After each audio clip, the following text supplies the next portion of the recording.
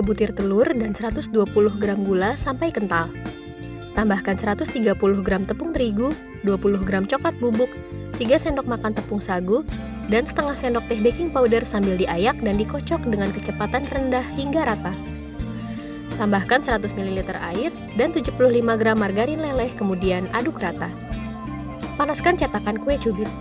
Oleskan margarin, tuangkan adonan setigi cetakan. Tutup cetakan, lalu biarkan setengah matang. Beri 100 gram keju cepat leleh potong.